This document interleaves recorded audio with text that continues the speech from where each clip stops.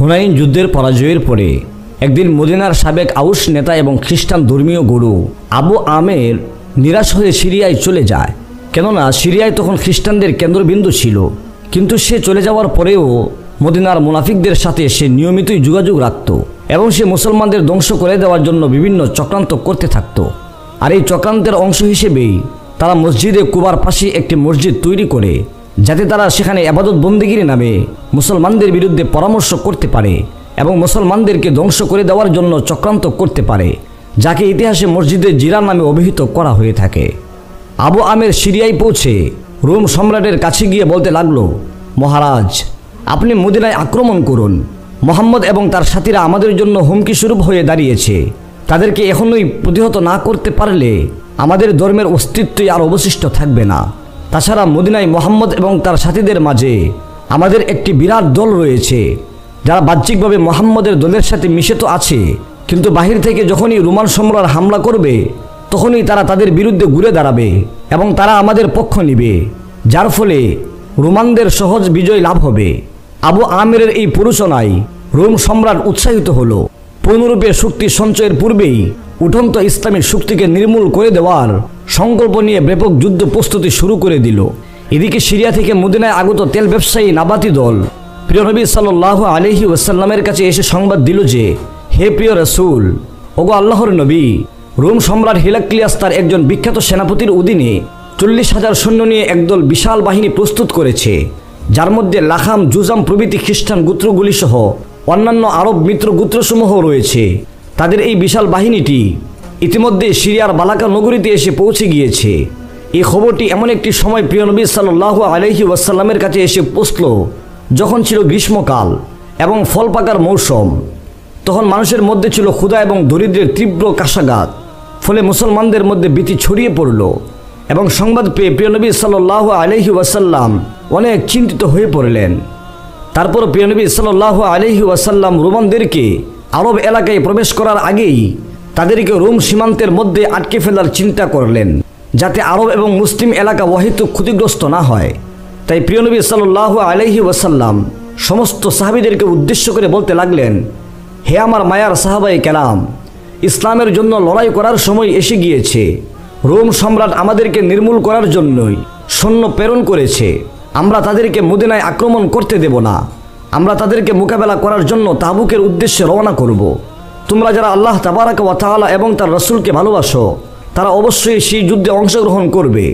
এর পূর্বে কখনো প্রিয় নবী সাল্লাল্লাহু আলাইহি ওয়াসাল্লাম এভাবে সরাসরি কোনো জায়গায় উদ্দেশ্য করে যুদ্ধ ঘোষণা করেননি। তারপর একদিন সকালবেলা রাসূল করিম সাল্লাল্লাহু আলাইহি ওয়াসাল্লাম মুসলমানদেরকে নিয়ে যুদ্ধের উদ্দেশ্যে রওনা দিলেন। এদিকে হযরতে কাব ইবনে মালিক রাদিয়াল্লাহু তাআলা আনহু তখনও পর্যন্ত কোনো প্রকার প্রস্তুতি নেননি। তিনি মনে মনে ভাবতে লাগলেন, এত তাড়াহুড়া করার দরকার নেই, 2-1 দিন পরে প্রস্তুতি নিলেও তাদের সঙ্গে মিলিত হতে পারবো। তার পরের দিন সকালবেলা হযরতে কাব রাদিয়াল্লাহু তাআলা আনহু যুদ্ধে যাওয়ার জন্য নিয়ত করলেন। তিনি মোটামুটি প্রস্তুত হয়ে ভাবতে লাগলেন, যুদ্ধে এখনই যাওয়ার কি দরকার, আরও পরে গেলেও তো তাদেরকে ধরে ফেলতে পারবো। এভাবেই দুদল্যমানতার মাঝে তিনি আবারও আটকে গেলেন। এদিকে মুসলিম সেনারা দ্রুত চলছিল এবং তারা বহুদূর চলেও গিয়েছিল। প্রিয় নবী সাল্লাল্লাহু আলাইহি ওয়াসাল্লাম চলে যাওয়ার পরে হযরতে কাব বিন মালিক রাদিয়াল্লাহু তাআলা আনহু যখন বাইরে বের হলেন, তখন তিনি রাস্তাঘাটে মুনাফিকদের অথবা দুর্বল ব্যক্তি ছাড়া অন্য কাউকেই দেখতে পেলেন না। তখন হযরতে কাব রাদিয়াল্লাহু তাআলা আনহু অত্যন্ত চিন্তাগ্রস্ত হয়ে পড়লেন। এদিকে প্রিয় রাসূল করিম সাল্লাল্লাহু আলাইহি ওয়াসাল্লাম সবাইকে নিয়ে তাবুক প্রান্তরে পৌঁছালেন। তারপর যখন তিনি সবাইকে নিয়ে বসলেন, তখন প্রিয় নবী সাল্লাল্লাহু আলাইহি ওয়াসাল্লাম জিজ্ঞেস করলেন, কাব ইবনে মালিক কোথায়, তার কি হলো, সে কি আমাদের সাথে আসেনি? তখন বনি সালামের এক ব্যক্তি দাঁড়িয়ে বলতে লাগলো, হে আল্লাহর নবী সাল্লাল্লাহু আলাইহি ওয়াসাল্লাম, তার বেশভূষণ এবং অহংকারই তাকে এখানে আসতে বাধা দিয়েছে। তখন হযরতে মুআজ বিন জাবাল রাদিয়াল্লাহু তাআলা আনহু দাঁড়িয়ে বলতে লাগলেন, তুমি নিতান্তই বাজে কথা বলছো। হে আল্লাহর রাসূল সাল্লাল্লাহু আলাইহি ওয়াসাল্লাম, আল্লাহর কসম করে বলছি, আমরা তার ব্যাপারে ভালো ছাড়া অন্য কিছুই জানি না। তাদের কথা শুনে প্রিয় নবী সাল্লাল্লাহু আলাইহি ওয়াসাল্লাম চুপ থাকলেন। তারপর কিছুদিন পরে প্রিয় নবী সাল্লাল্লাহু আলাইহি ওয়াসাল্লাম অভিযান শেষ করে প্রিয় মদিনার দিকে আবারও রওনা করলেন। কাফেরদের চক্রান্ত নস্যাৎ করে বিজয়ের বেশে সবাইকে নিয়ে প্রিয় নবী সাল্লাল্লাহু আলাইহি ওয়াসাল্লাম চলছিলেন মদিনার দিকে। এদিকে রাসূল করিম সাল্লাল্লাহু আলাইহি ওয়াসাল্লামের প্রত্যাবর্তনের খবর পেয়ে হযরতে কাব ইবনে মালিক রাদিয়াল্লাহু তাআলা আনহু ভীষণ চিন্তিত হয়ে পড়লেন। তিনি ভাবতে লাগলেন রাসূলের সাথে কোনো মিথ্যা তালবাহানা করা যায় কিনা, যেন আগামীকাল রাসূল করিম সাল্লাল্লাহু আলাইহি ওয়াসাল্লামের রাগ থেকে আমি বাঁচতে পারি। এই ব্যাপারে তিনি পরিবারের কিছু বিচক্ষণ ব্যক্তিদের সাথেও পরামর্শ চেয়েছিলেন। কিন্তু যখন খবর আসলো যে প্রিয় নবী সাল্লাল্লাহু আলাইহি ওয়াসাল্লাম মদিনায় একেবারে নিকটে চলে এসেছেন, তখন কাব রাদিয়াল্লাহু তাআলা আনহুর মন থেকে এসব বাতিল ধ্যান ধারণা দূর হয়ে গেল এবং কাব রাদিয়াল্লাহু তাআলা আনহু মনে মনে চিন্তা করতে লাগলেন যে রাসূল করিম সাল্লাল্লাহু আলাইহি ওয়াসাল্লামের নিকটে মিথ্যা বলে আমি মুক্তি পাবো না, সুতরাং সত্য কথাই বলবো, ফলাফল যা কপালে আছে তাই হবে। তারপর পরদিন সকালবেলা রাসূল করিম সাল্লাল্লাহু আলাইহি ওয়াসাল্লাম মদিনায় এসে পৌঁছে গেলেন। তিনি 2 রাকাত সালাত শেষ করে মসজিদে নববীতে বসে গেলেন। তখন তাবুক যুদ্ধ থেকে পিছিয়ে পড়া লোকেরা একে একে সবাই আসতে লাগলো এবং তারা হলফ করে নিজেদের উজর পেশ করতে লাগলো। এদের সংখ্যা ছিল প্রায় 80-এরও বেশি। প্রিয় নবী সাল্লাল্লাহু আলাইহি ওয়াসাল্লাম বাহ্যিক অবস্থার বিচারে তাদের উজর কবুল করলেন এবং তাদের কাছ থেকে পুনরায় বায়াত গ্রহণ করলেন এবং তাদেরকে মাগফিরাতের জন্য দোয়া করলেন এবং তাদের মনের গোপন বিষয় আল্লাহর নিকটে সুপর্দ করে দিলেন। অতঃপর হযরতে কাব রাদিয়াল্লাহু তাআলা আনহু নবীজির কাছে আসলেন। তিনি এসে সালাম দিতেই প্রিয় নবী সাল্লাল্লাহু আলাইহি ওয়াসাল্লাম মুচকি হেসে বলতে লাগলেন, আরে কাব, আমার কাছে এসো। হযরতে কাব রাদিয়াল্লাহু তাআলা আনহু প্রিয় নবী সাল্লাল্লাহু আলাইহি ওয়াসাল্লামের জবানে ওনার নাম শুনে আবেগ আপ্লুত হয়ে গেলেন এবং তিনি তার কাছে এসে বসে পড়লেন। প্রিয় নবী সাল্লাল্লাহু আলাইহি ওয়াসাল্লাম জিজ্ঞেস করলেন, হে কাব, কি কারণে তুমি পিছনে থাকলে? তুমি কি যুদ্ধে যাওয়ার জন্য বাহন ক্রয় করোনি? রাসূল করিম সাল্লাল্লাহু আলাইহি ওয়াসাল্লামের এই কথা শুনে হযরতে কাব রাদিয়াল্লাহু তাআলা আনহু বলতে লাগলেন, জি হ্যাঁ ইয়া রাসূলুল্লাহ, আমি বাহন ক্রয় করেছিলাম। আল্লাহর কসম, যদি আমি আপনার সামনে না বসে দুনিয়ার অন্য কোনো লোকের সামনে বসতাম, তাহলে আমি নিশ্চিত যে কোনো উজর পেশ করে তার ক্রোধকে নির্বাপিত করতে পারতাম। কিন্তু আল্লাহর শপথ করে বলছি, আমি জানি আজ যদি আপনার কাছে মিথ্যা বলে আপনাকে খুশি করে যায়, তাহলে অচিরেই আল্লাহ তাবারাকা ওয়া তাআলা আপনাকে আমার উপর আবারও রাগান্বিত করে দিবেন। আর যদি আজ আপনার সাথে সত্য কথা বলে যাই, তাহলে আপনি না খুশি হলেও মহান আল্লাহ তাবারাকা ওয়া তাআলার ক্ষমা লাভের আশা করা যায়। হে নবী, আল্লাহর কসম, যুদ্ধে না যাওয়ার জন্য আমার কোনো উজর ছিল না। আল্লাহর কসম করে বলছি, আমি যখন তাবুক যুদ্ধে আপনার থেকে পেছনে থেকে যাই, তখনকার মতো আর কোনো সময় আমি ততটা শক্তিশালী ছিলাম না এবং সচ্ছলতার অধিকারীও ছিলাম না। এই কথা শুনে প্রিয় রাসূল করিম সাল্লাল্লাহু আলাইহি ওয়াসাল্লাম এবার বলতে লাগলেন, যদি আসলেই এরূপ হয় তবে ঠিক আছে, তুমি এবার চলে যাও, দেখো আল্লাহ পাক রব্বুল আলামিন তোমার ব্যাপারে কি ফয়সালা করেন। রাসূল করিম সাল্লাল্লাহু আলাইহি ওয়াসাল্লামের কথা শুনে হযরতে কাব রাদিয়াল্লাহু তাআলা আনহু সেখান থেকে উঠে চলে আসলেন। তখন বনি সালামার কিছু লোকজন তাকে অনুসরণ করতে লাগলো। অতঃপর তারা তাকে থামিয়ে বলতে লাগলো, আল্লাহর কসম করে বলছি, ইতিপূর্বে তুমি কোনো পাপ করেছো বলে আমরা তো জানি না। পেছনে থেকে যাওয়া অন্যান্য লোকদের মতো তুমিও রাসূল আকরাম সাল্লাল্লাহু আলাইহি ওয়াসাল্লামের নিকট একটা বাহানা পেশ করলেই হতো, তাহলে রাসূল করিম সাল্লাল্লাহু আলাইহি ওয়াসাল্লাম তোমার জন্য ক্ষমা প্রার্থনা করতেন এবং তা তোমার জন্য যথেষ্ট হয়ে যেত। বনি সালামার লোকজন তাকে এমনভাবে তিরস্কার করতে লাগলো যে এক পর্যায়ে কাব রাদিয়াল্লাহু তাআলা আনহু রাসূল আকরাম সাল্লাল্লাহু আলাইহি ওয়াসাল্লামের কাছে আবারও ফিরে গেলেন। তার প্রথম বক্তব্যকে মিথ্যা প্রতিপন্ন করার মনস্থির করলেন।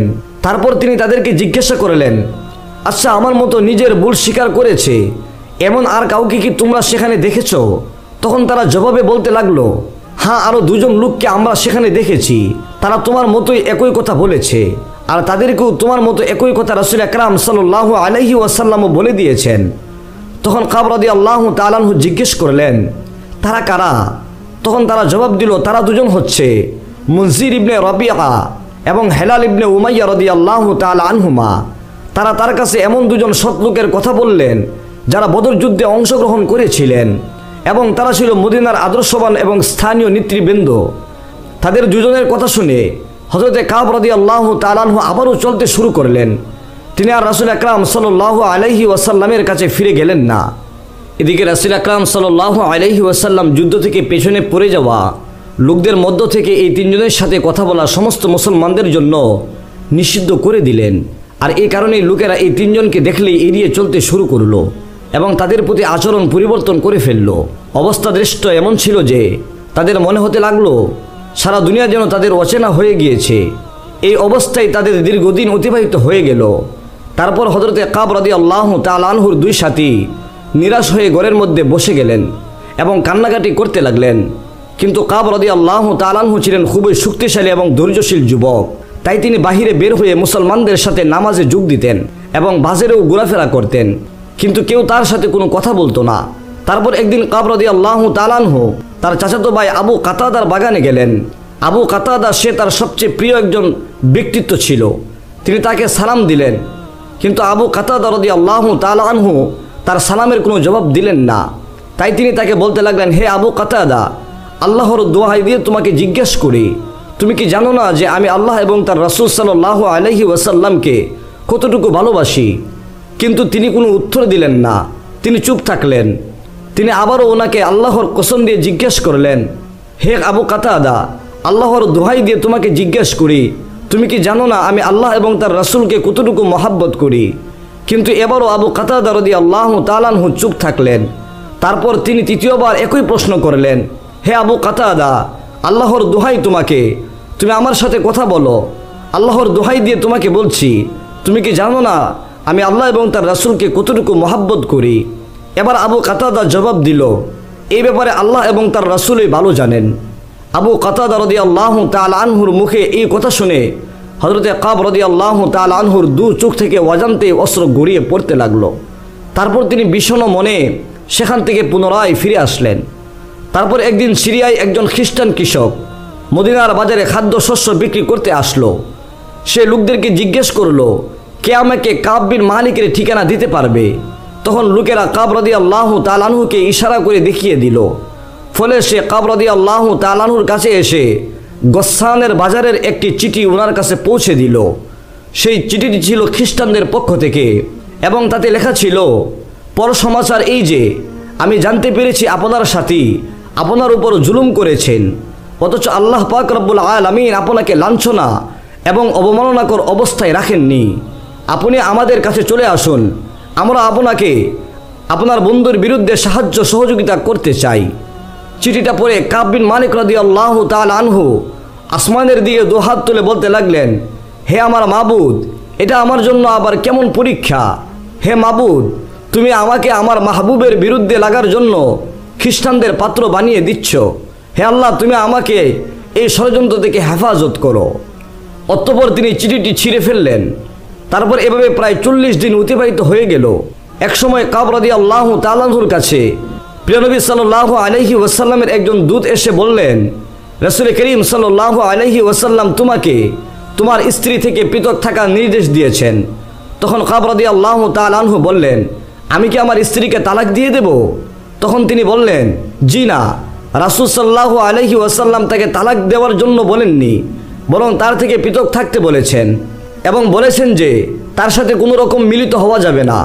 তখন কাব রাদিয়াল্লাহু তাআলা আনহু তার স্ত্রীর কাছে গিয়ে বলতে লাগলেন, তুমি তোমার পরিবারের কাছে চলে যাও। আল্লাহ তাবারাকা ওয়া তাআলা আমার ব্যাপারে কোনো ফয়সালা না দেওয়া পর্যন্ত তাদের সাথেই তুমি অবস্থান করো এবং তাদের সাথেই তুমি থাকো। ওদিকে হেলাল ইবনে উমাইয়ার স্ত্রী রাসূল করিম সাল্লাল্লাহু আলাইহি ওয়াসাল্লামের কাছে আসলেন, কারণ কাবের মতো তাদের কাছেও রাসূল আকরাম সাল্লাল্লাহু আলাইহি ওয়াসাল্লাম দূত পাঠিয়েছিলেন। তিনি বললেন, হে আল্লাহর রাসূল, হেলাল বিন উমাইয়া অতিশয় বৃদ্ধ মানুষ, তার কোনো সেবক নেই, আমি যদি তার সেবা করি তবে কি আপনি তা পছন্দ করবেন? তখন রাসূল আকরাম সাল্লাল্লাহু আলাইহি ওয়াসাল্লাম জবাব দিলেন, না, তবে সে যেন তোমার সাথে মিলিত না হয়। তখন হেলাল ইবনে উমাইয়া রাদিয়াল্লাহু তাআলা আনহুর স্ত্রী বললেন, আল্লাহর কসম করে বলছি তার মধ্যে এই কাজের প্রতি কোনো উৎসাহ বোধ নেই। আল্লাহর কসম করে বলছি, যেদিন থেকে এই ঘটনা ঘটেছে সেদিন থেকে আজ পর্যন্ত সে কেঁদেই চলেছে।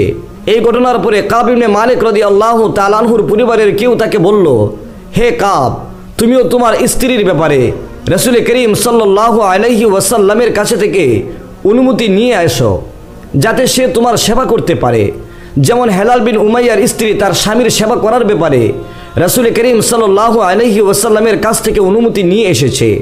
তখন কাব রাদিয়াল্লাহু তাআলা আনহু বললেন, আল্লাহর কসম করে বলছি আমি রাসূল করিম সাল্লাল্লাহু আলাইহি ওয়াসাল্লামের কাছে কোনো অনুমতি আনতে যাব না। জানি না যখন আমি এই ব্যাপারে অনুমতি চাইব তখন রাসূল করিম সাল্লাল্লাহু আলাইহি ওয়াসাল্লাম কি বলবেন। কারণ আমি যে একজন যুবক মানুষ, আমার খেদমতের কি প্রয়োজন, আমার প্রয়োজন তো আমি মিটাতে পারি। এভাবে আরও 10 দিন অতিবাহিত হয়ে গেল। যখন 50তম রাত্রি অতিক্রম করলেন, তার পরের দিন সকালবেলা হযরতে কাব রাদিয়াল্লাহু তাআলা আনহু ফজরের সালাত আদায় করে ঘরের ছাদে বসেছিলেন। মনে হচ্ছিল জীবন ধারণ করা তার জন্য দুঃসাধ্য হয়ে পড়েছে এবং পৃথিবীর সমস্ত বিস্তীর্ণতা সত্ত্বেও কাব রাদিয়াল্লাহু তাআলা আনহুর জন্য এই পৃথিবী অত্যন্ত সংকীর্ণ হয়ে এসেছে। এমন সময় হযরতে কাব রাদিয়াল্লাহু তাআলা আনহু উচ্চস্বরে চিৎকারকারী একজনের শব্দ শুনতে পেল। সেই চিৎকারকারী বলছিল, হে কাব বিন মালিক, সুসংবাদ গ্রহণ করো। হে কাব বিন মালিক, তুমি সুসংবাদ গ্রহণ করো। রাসূল আকরাম সাল্লাল্লাহু আলাইহি ওয়াসাল্লাম আজ ফজরের নামাজের পর ঘোষণা করেছেন যে আল্লাহ তাবারাকা ওয়া তাআলা তোমাদের তওবা কবুল করেছেন। হযরতে কাব রাদিয়াল্লাহু তাআলা আনহু মহান আল্লাহ তাবারাকা ওয়া তাআলার দরবারে সেজদায় পড়ে গেলেন। তিনি অনুধাবন করতে পারলেন যে এবার সংকট কেটে গিয়েছে। তারপর দলে দলে লোকেরা তার কাছে সুসংবাদ নিয়ে আসতে শুরু করলো। যার শব্দ তিনি শুনছিলেন, যখন সে তার কাছে আসলো তখন সুসংবাদ দেওয়ার প্রতিদান স্বরূপ হযরতে কাব রাদিয়াল্লাহু তাআলা আনহু তাকে নিজের পোশাক জোড়া খুলে উপহার হিসেবে দিয়ে দিলেন। তারপর হযরতে কাব রাদিয়াল্লাহু তাআলা আনহু রাসূল আকরাম সাল্লাল্লাহু আলাইহি ওয়াসাল্লামের সাথে সাক্ষাৎ করার উদ্দেশ্যে ঘর থেকে বের হয়ে গেলেন। প্রতিমধ্যে দলে দলে লোকজন তার সাথে সাক্ষাৎ করছিল এবং তওবা কবুল হওয়ার জন্য তাকে মোবারকবাদ জানাচ্ছিল। তারা বলছিল, তোমার তওবা আল্লাহ তাবারাকা ওয়া তাআলা কবুল করে নিয়েছেন, আল্লাহ তোমাকে পুরস্কৃত করেছেন, এজন্য তোমাকে মোবারকবাদ। এরপর হযরতে কাব রাদিয়াল্লাহু তাআলা আনহু রাসূল করিম সাল্লাল্লাহু আলাইহি ওয়াসাল্লামের মসজিদে প্রবেশ করলেন। সেখানে রাসূল করিম সাল্লাল্লাহু আলাইহি ওয়াসাল্লামকে লোকজন পরিবেষ্টন করে রেখেছিল। তালহা বিন উবাইয়া রাদিয়াল্লাহু তাআলা আনহু তাকে দেখে উবাইদুল্লাহ দৌড়ে এসে তার কাছে মুসাফা করলেন এবং তাকে ধন্যবাদ জ্ঞাপন করলেন। তারপর তিনি রাসূল করিম সাল্লাল্লাহু আলাইহি ওয়াসাল্লামের কাছে গিয়ে তাকে সালাম দিলেন। তখন রাসূল করিম সাল্লাল্লাহু আলাইহি ওয়াসাল্লাম উনার সালামের উত্তর দিয়ে বললেন, হে কাব, তোমার মা তোমাকে জন্মের পর থেকে আজ পর্যন্ত অতিক্রান্ত দিনগুলোর মধ্যে সবচেয়ে ভালো দিনের সুসংবাদ গ্রহণ করো। তখন কাব রাদিয়াল্লাহু তাআলা আনহু বললেন, ওগো আল্লাহর নবী, এই ক্ষমা আপনার পক্ষ থেকে নাকি আল্লাহ তাবারাকা ওয়া তাআলার পক্ষ থেকে? তখন রাসূল আকরাম সাল্লাল্লাহু আলাইহি ওয়াসাল্লাম বললেন, এই ক্ষমা মহান মহিয়ান আল্লাহ রাব্বুল আলামিনের পক্ষ থেকে। তারপর হযরতে কাব রাদিয়াল্লাহু তাআলা আনহু প্রিয় নবী সাল্লাল্লাহু আলাইহি ওয়াসাল্লামের কাছে বসে গেলেন এবং বলতে লাগলেন, হে আল্লাহর রাসূল সাল্লাল্লাহু আলাইহি ওয়াসাল্লাম, আমার তওবা কবুলের জন্য শুকরিয়া স্বরূপ আমি আমার সমস্ত ধন সম্পদ আল্লাহ এবং তার রাসূলের পথে সদকা করে দিলাম। তখন রাসূল আকরাম সাল্লাল্লাহু আলাইহি ওয়াসাল্লাম বললেন, এই সম্পদের কিছু অংশ তোমার নিজের কাছে রেখে দাও, তাতে তোমার মঙ্গল হবে। তখন কাব রাদিয়াল্লাহু তাআলা আনহু বললেন, তাহলে আমি শুধু খাইবারের অংশটুকুই আমার জন্য রেখে দিলাম। তারপর কাব রাদিয়াল্লাহু তাআলা আনহু বললেন, হে আল্লাহর নবী সাল্লাল্লাহু আলাইহি ওয়াসাল্লাম, আল্লাহ পাক রব্বুল আলামিন সত্য কথা বলার কারণে আজ আমাকে মুক্তি দিয়েছেন। কাজেই আমার এই তওবা কবুল হওয়ার কারণে আমি জীবনের অবশিষ্ট দিনগুলোতে সত্য কথাই বলতে থাকব। আল্লাহ পাক রব্বুল আলামিন আমাকে সত্য বলার তৌফিক দিন। তখন কাব রাদিয়াল্লাহু তাআলা আনহু আরও বললেন, ওগো আল্লাহর নবী, আল্লাহর কসম করে বলছি, আমি জানি না আল্লাহর রাসূল সাল্লাল্লাহু আলাইহি ওয়াসাল্লামের কাছে সত্য বলার কারণে সেদিন থেকে আজ পর্যন্ত আল্লাহ আমার প্রতি যে মেহেরবানি করেছেন তেমনটি আর কোনো মুসলমানের উপর করেছেন কিনা। আর আপনাকে যেদিন থেকে এই কথা বলছি সেই দিন থেকে সজ্ঞানে মিথ্যা বলিনি। জীবনের অবশিষ্ট দিনগুলোতে আল্লাহ রাব্বুল আলামিন আমাকে মিথ্যা থেকে বাঁচাবেন বলে আমি আশা করি। এই ঘটনার ব্যাপারে আল্লাহ পাক রাব্বুল আলামিন পবিত্র কোরআনে ইরশাদ করেন, আল্লাহ তাবারাকা ওয়া তাআলা অবশ্যই অনুগ্রহ পরায়ণ হলেন নবীর প্রতি এবং মুহাজির এবং আনসারদের প্রতি যারা তার অনুসরণ করেছিল সংকটকালে, এমনকি যখন তাদের এ দলের চিত্র বৈকাল্যের উপক্রম হয়েছিল। পরে আল্লাহ তাবারাকা ওয়া তাআলা তাদেরকেও ক্ষমা করে দিলেন। তিনি তো তাদের প্রতি দয়াগ্রহ এবং পরম করুণাময়, এবং তিনি ক্ষমা করলেন অপর তিনজনকেও যাদের সম্পর্কে সিদ্ধান্ত স্থগিত রাখা হয়েছিল, যে পর্যন্ত না পৃথিবী বিস্তৃত হওয়া সত্ত্বেও তাদের জন্য তা সংকুচিত হয়েছিল এবং তাদের জীবন তাদের জন্য দুর্বিষহ হয়েছিল, এবং তারাও উপলব্ধ করেছিল যে আল্লাহ তাবারাকা ওয়া তাআলা ব্যতীত কোনো আশ্রয়স্থল নেই। পরে তিনি তাদের তওবা কবুল করলেন, যাতে তারা তাদের তওবায় স্থির থাকে। নিশ্চয় আল্লাহ তাবারাকা ওয়া তাআলা পরম ক্ষমাশীল এবং পরম করুণাময়। আল্লাহ পাক রব্বুল আলামিন অবশ্যই বান্দাদেরকে ক্ষমা করবেন যদি আল্লাহ পাক রব্বুল আলামিনের কাছে বান্দা খালিস দিলে তওবা করেন। প্রিয় দর্শক, এই ছিল আজকের এই ছোট্ট ভিডিওটি। আশা করি ইসলামিক এই ভিডিওটি আপনাদের ভালো লেগেছে। যদি ভালো লেগে থাকে এবং উপকৃত হয়ে থাকেন তাহলে এখনই ভিডিওটিতে একটি লাইক দিয়ে আপনার দ্বীনি বন্ধুদের সাথে শেয়ার করে দিন। দেখা হবে পরবর্তী দ্বীনি একটি ভিডিওতে। ততক্ষণ রব্বে করিম আমাদের প্রত্যেককে ভালো রাখুন, সুস্থ রাখুন। আল্লাহ হাফিজ। আসসালামু আলাইকুম রহমতুল্লাহি ওয়া বারাকাতুহু।